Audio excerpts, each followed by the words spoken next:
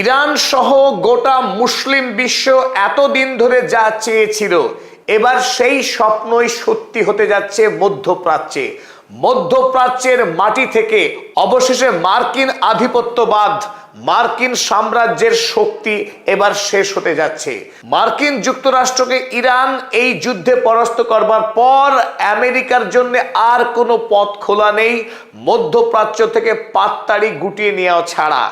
এতদিন ধরে 1970-এর দশক থেকে সৌদি আরব আমেরিকার ছিল গুরুত্বপূর্ণ সামরিক এবং বাণিজ্যিক পার্টনার। সেই সৌদি আরবের সঙ্গে আমেরিকার সম্পর্ক এবার তলানিতে এসে ঠেকেছে। খোদ মোহাম্মদ বিন সালমান ডোনাল্ড ট্রাম্পকে বাধ্য করছেন তার দেশ থেকে মার্কিন সেনা প্রত্যাহার করতে। আর যদি সৌদি আরবের সঙ্গে মার্কিন সাম্রাজ্যের সম্পর্ক না থাকে, গোটা পৃথিবীর ভূ রাজনীতি আমূল বদলে যাবে। কারণ এই সৌদি আরবের উপর ভর করেই এতদিন বিশ্বে শাসন করছিল আমেরিকা যুক্তরাষ্ট্র। হ্যাঁ, এতে এতটুকু ভুল নেই, কারণ আমেরিকার ডলারের যে শক্তি তৈরি হয়েছিল তার ভিত ছিল আরবের তেল। এই ডলারের মাধ্যমে তেল বিক্রি করার ফলেই আমেরিকার ডলার হয়েছিল পেট্রো ডলার, আর আমেরিকার সাম্রাজ্য হয়েছিল পৃথিবীর অসম্ভব শক্তিশালী একটা সাম্রাজ্য। আর ইরান যুদ্ধে পরাস্ত হবার পর আমেরিকার সেই সাম্রাজ্য, আমেরিকার সেই পেট্রো ডলার সব ভাঙতে চলেছে। তবে তার আগে সবচাইতে যেটা বড় খবর এই মুহূর্তে, খোদ সৌদি আরব তার দেশের মাটি থেকেই তাড়াতে চলেছে মার্কিন সেনাদের। আজকের টাইমস অফ ইন্ডিয়া কাগজে খুব মজার একটা সংবাদ প্রকাশিত হয়েছে। সেখানে খুব দৃঢ়তার সঙ্গে লেখা হয়েছে, Saudi to kick out US troops. ভারতের একটি সংবাদপত্র এত সাহসী, এত বলিষ্ঠ সংবাদ প্রকাশ করেছে। সরাসরি লেখা হচ্ছে এখানে, Saudi to kick out US troops. Saudi আরব লাঠি মেরে আরবের মাটি থেকে মার্কিন সেনাদের বিতরণ করছে from its military bases after MBS rejects Trump's Iran plea. Saudi আরবে যে মার্কিন ঘাঁটি ছিল, বিশেষ করে প্রিন্স সুলতান এয়ারবেস, যেটি আমেরিকা এবং সৌদি আরব উভয় দেশের জন্যই অত্যন্ত গুরুত্বপূর্ণ ছিল, সেই সুলতান এয়ারবেস থেকেই আমেরিকাকে তাদের দেশের সেনাকে প্রত্যাহার করতে হচ্ছে। তার কারণ এমবিএস রিজেক্টস ট্রাম্পস ইরান প্লি। ইরানের সঙ্গে যখন আমেরিকা যুদ্ধে জড়িয়ে পড়ে, সৌদি আরব সেই যুদ্ধে সব রকম দূরত্ব বজায় রাখার চেষ্টা করে। এমনকি যখন ইরান হরমুজ প্রণালী দখল নিয়ে রীতিমতো বিশ্ব অর্থনীতিকে বন্দী করে ফেলে, আমেরিকা বিশাল চাপে পড়ে যায়। সেই সময়ে ডোনাল্ড ট্রাম্প হুঙ্কার দিয়ে ঘোষণা করে তিনি অপারেশন প্রজেক্ট ফ্রিডম শুরু করবেন, অর্থাৎ হরমুজ প্রণালীকে ইরানের হাত থেকে তিনি মুক্ত করবেন। এই জন্যে তিনি আহ্বান করেছিলেন ইউরোপ এবং আরবের একাধিক রাষ্ট্রনায়কদেরকে তার সেনাদের সঙ্গে যুক্ত হয়ে ইরানের হাত থেকে হরমুজ প্রণালীকে মুক্ত করবার জন্য। কিন্তু সেই ডাকে প্রথম যিনি বেঁকে বসেন তার নাম এমবিএস। মোহাম্মদ বিন সালমান কোনোভাবেই আমেরিকার পাতা ফাঁদে পা দেয়নি। সেই সময় এমবিএস দাবি করেছিলেন, যদি ইরানের বিরুদ্ধে লড়াইয়ে সৌদি আরব সঙ্গ দেয় তাহলে ইরান ছেড়ে কথা বলবে না। সৌদি আরবের ওপরেও ইরান মারাত্মকভাবে আক্রমণ শুরু করবে, আর তাতে গোটা রিজিয়নে অর্থাৎ গোটা মধ্যপ্রাচ্য জুড়ে এই যুদ্ধ ছড়িয়ে পড়বে। তাছাড়া সৌদি আরব একটি বিষয় খুব স্পষ্ট করে বুঝতে পারছিল, আমেরিকা ইরানের বিরুদ্ধে লড়াইয়ে কোনোভাবেই জয়ী হবে না। অতএব এই যুদ্ধে জড়িয়ে পড়ার অর্থ সৌদি আরবের দীর্ঘস্থায়ী ক্ষতি। তাই এমবিএস বরং গোপনে গোপনে ইরানের সঙ্গে সখ্যতা বাড়ায় এবং পাকিস্তানের সঙ্গে আগেই যে সামরিক চুক্তি করেছিল সৌদি আরব, সেই চুক্তিকে আরো শক্তিশালী এবং আরো বিস্তৃত করার লক্ষ্যে ধীরে ধীরে এগোতে থাকে। আস্তে আস্তে যুক্ত হয় তুরস্কের এরদোয়ান, মিশরের আল সিসি, ইরান, অর্থাৎ মধ্যপ্রাচ্যের গুরুত্বপূর্ণ রাষ্ট্রগুলো নিয়ে তৈরি হতে থাকে ইসলামিক ন্যাটো। তাই আমেরিকা নয়, সামরিক নিরাপত্তার জন্য সৌদি আরব নিজেদের উপরে ভরসা করতে শুরু করে। ইরান এই মুহূর্তে মধ্যপ্রাচ্যের সবচেয়ে শক্তিশালী রাষ্ট্র। তাই দেশকে যদি সুরক্ষিত রাখতে হয়, ইরানের সঙ্গে বন্ধুত্ব করতে হবে, আমেরিকাকে আর কোনো দরকার নেই। সুতরাং মোহাম্মদ বিন সালমান সেই সাহসী সিদ্ধান্ত গ্রহণ করে, অপারেশন ফ্রিডমে সৌদি আরব কোনোভাবেই আমেরিকার পাশে দাঁড়াবে না, তার দৃঢ়তার সঙ্গে জানিয়ে দেওয়া হয়। আর তখনই ডোনাল্ড ট্রাম্প ব্ল্যাকমেল করতে শুরু করে মোহাম্মদ বিন সালমানকে। বলা হয় তার দেশে আমেরিকার দেওয়া যে প্যাট্রিয়ট এবং থার্ড যে আকাশ প্রতিরক্ষা ব্যবস্থা রয়েছে সেই সমস্ত ব্যবস্থাকে তার দেশ থেকে তুলে নিয়ে যাবে আমেরিকা, এবং নতুন করে আর সৌদি আরবের প্রতিরক্ষা দায়িত্ব আমেরিকা নেবে না।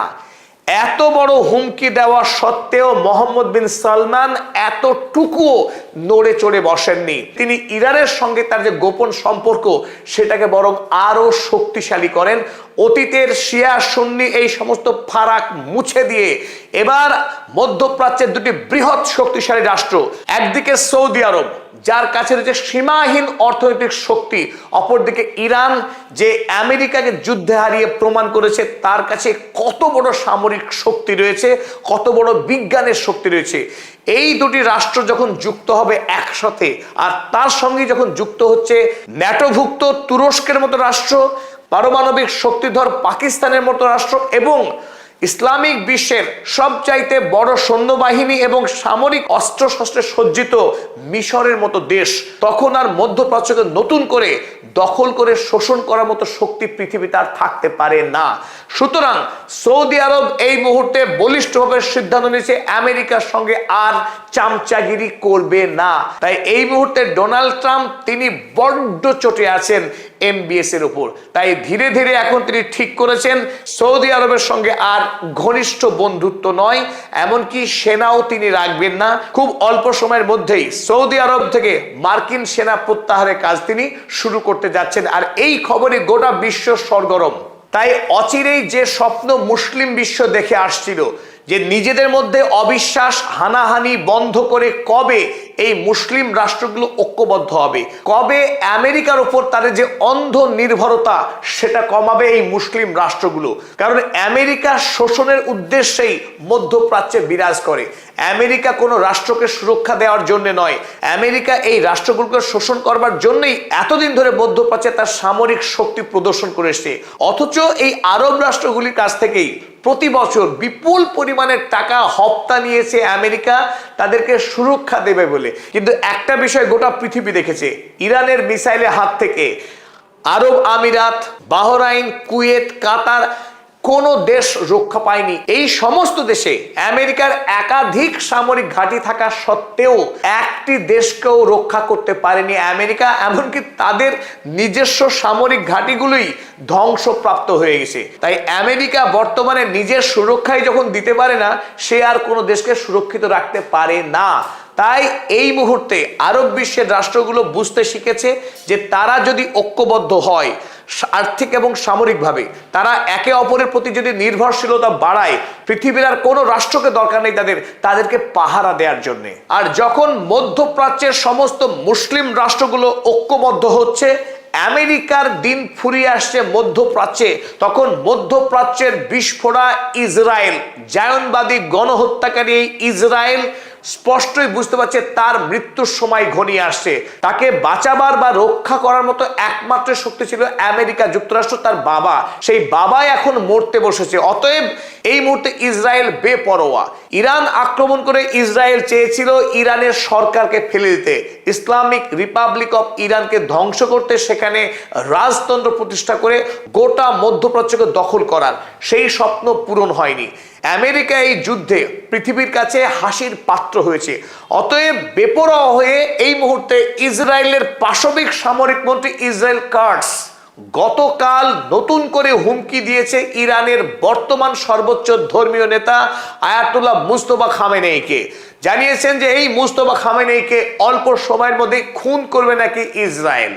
যখন 4 জুলাই 3.5 কোটি মানুষের উপস্থিতির মধ্য দিয়ে জানাজা হতে যাচ্ছে শহীদ আয়াতুল্লাহ আলী খামেনেইর, গোটা পৃথিবীর কোনো মানুষ তার বিদায়ী জানাজায় এত মানুষের দোয়া পাননি। সেই দোয়া পেতে যাচ্ছেন আয়াতুল্লাহ আলী খামেনেই। তখন তার পুত্র ইরানের সর্বোচ্চ ধর্মীয় নেতা মুস্তফা খামেনেইকে খুন করার হুমকি দিচ্ছেন এই দানবিক ইসরায়েলি মন্ত্রী। তিনি বলছেন Mustafa Khamenei he should know that he is marked for death।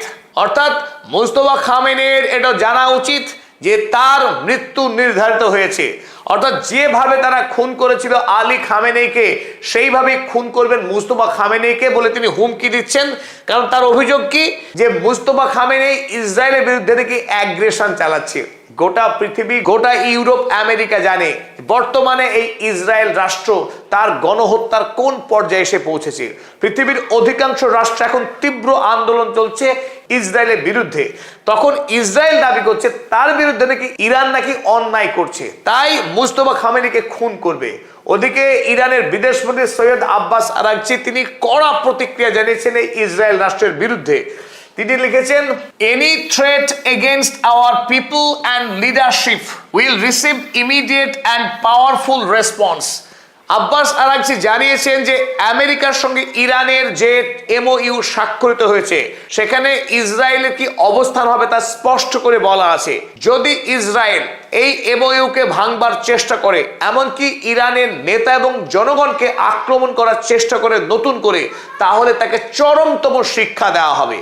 তবে এই ক্ষেত্রে একটা প্রশ্ন কিন্তু আসে অনেকের মনে, যে কেন ইরান এখনো পর্যন্ত বেনজামিন নেতানিয়াহু, এই ইসরায়েল কাটস বা বেন গেভিরের মতো নেতা কাউকে খুন করতে পারলো না, যখন ইসরায়েল বা আমেরিকা মিলিতভাবে ইরানের সর্বোচ্চ ধর্মীয় নেতা আলী লারিজানিদের মতো প্রথম সারির নেতাদেরকেও খুন করেছে, তার কোনো বদলা নিতে পারেনি। এই ক্ষেত্রে আপনারা জানিয়ে রাখি যে ইরান ইতিমধ্যেই ঘোষণা করেছে তারা সর্বোচ্চ ধর্মীয় নেতার খুনের বদলা নেবে, তার সব রকম প্রস্তুতি তারা চালাচ্ছে, সে কথাই জানানো হয়েছে ইরানের পক্ষে।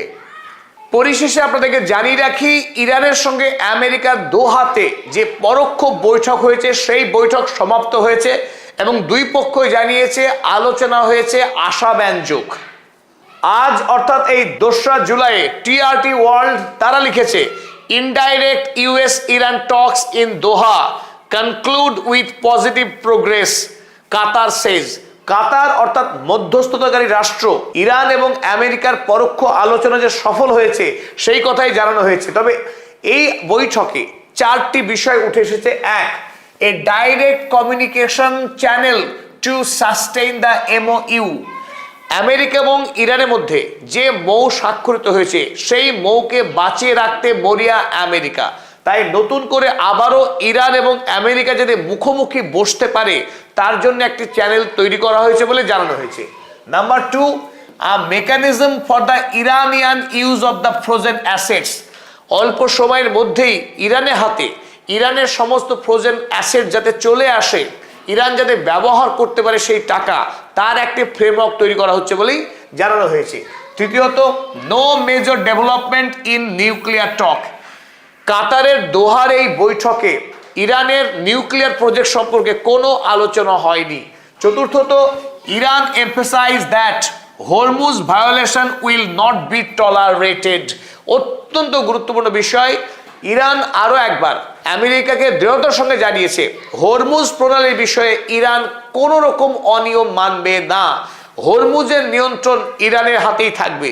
ইরান এবং ওমান মিলিতভাবে এই গুরুত্বপূর্ণ জলপথ ব্যবহারের সমস্ত নিয়মাবলী তারা পরিচালনা করবে। তাই হরমুজ দিয়ে আমেরিকা যদি নাক গলাবার চেষ্টা করে তাহলে আবারও আমেরিকার সমস্ত বেসে আক্রমণ করা হবে, তাতে কোনো রকম দেরি করা হবে না। আজকের মতো এতটুকুই। সকলকে ধন্যবাদ এবং কৃতজ্ঞতা। যারা এখনো পর্যন্ত আমাদের পদাতিক চ্যানেল সাবস্ক্রাইব করেননি, আমাদের চ্যানেল সাবস্ক্রাইব করার অনুরোধ রইল। ধন্যবাদ।